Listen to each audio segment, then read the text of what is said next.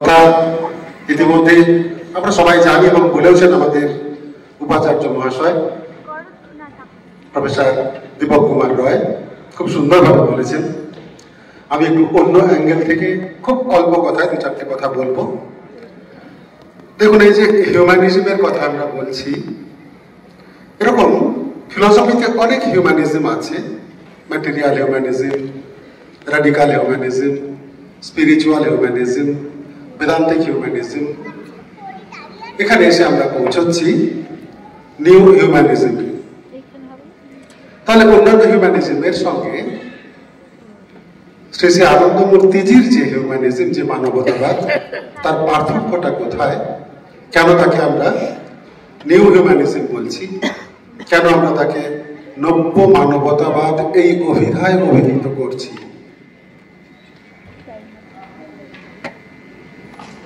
দেখুন, শ্রী শ্রী আনন্দমূর্তিজি এমন একজন ব্যক্তিত্ব, বহুমুখী প্রতিভার অধিকারী।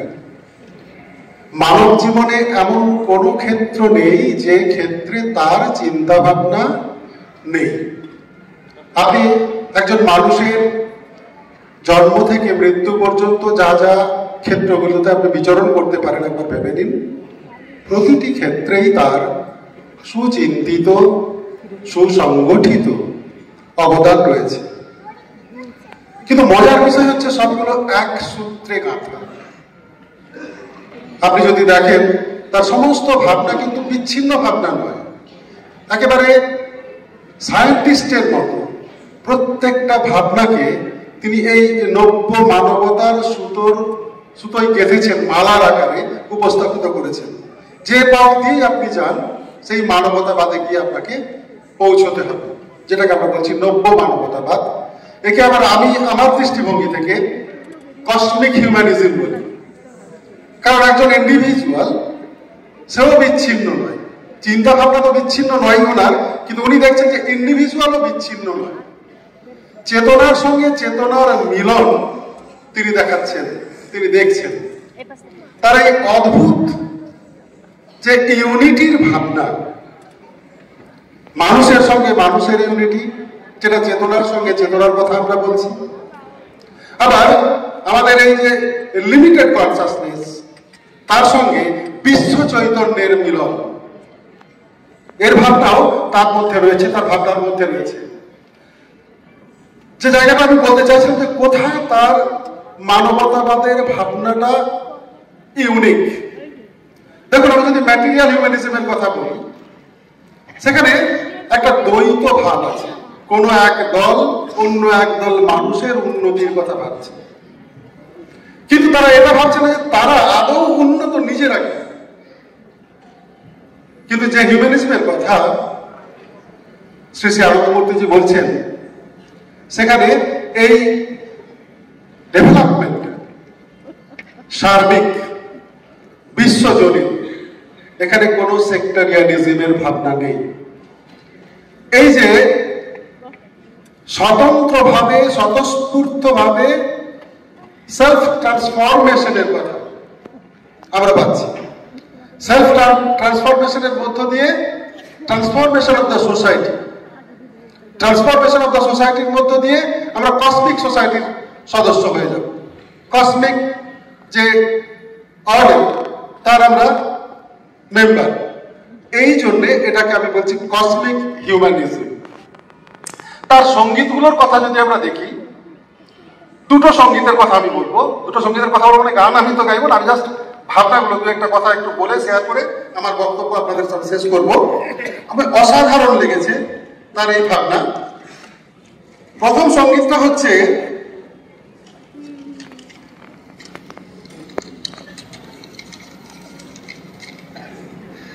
ভালোবাসা ভরা ভুবনের রঙে তিক্ততা ঢেলো না।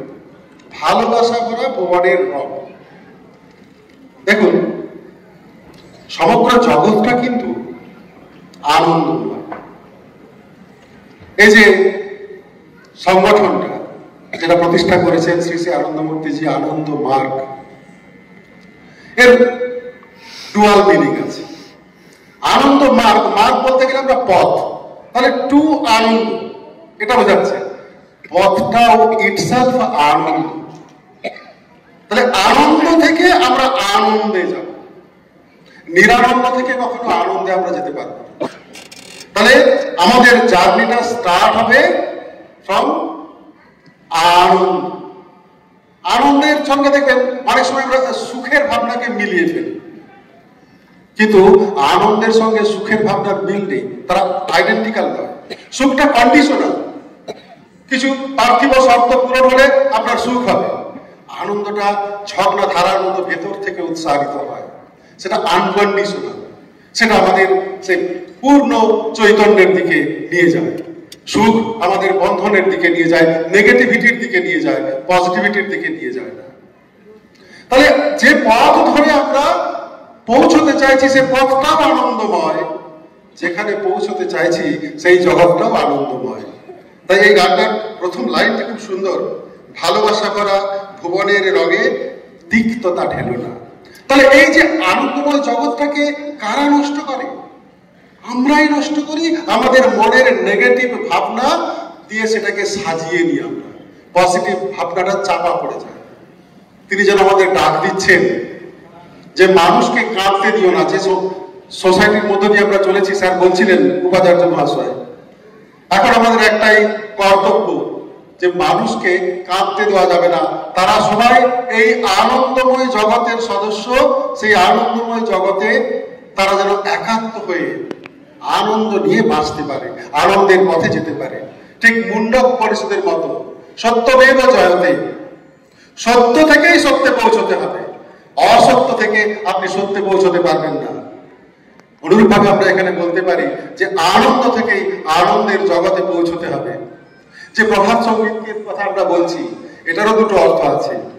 যেমন রবীন্দ্রনাথ রচনা করেছেন বলে আমরা বলি রবীন্দ্রসঙ্গীত, আপাত দৃষ্টি থেকেও এটা ভাববে যে প্রভাত রঞ্জন সরকার রচনা করেছেন বলে এটা প্রভাত সঙ্গীত। আসলে কিন্তু তা নয়। এই প্রভাত আসলে মানব সভ্যতার প্রভাত।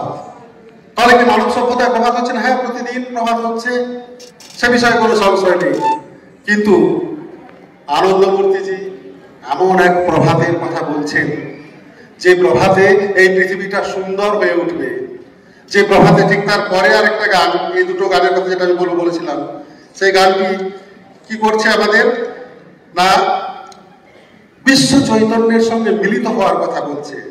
গান গেয়ে তুমি পথ চলেছিলে, বলেছিলে কণ্ঠ মেলাতে, তারপর অনেকগুলো কথা আছে, খুব সুন্দর কথা।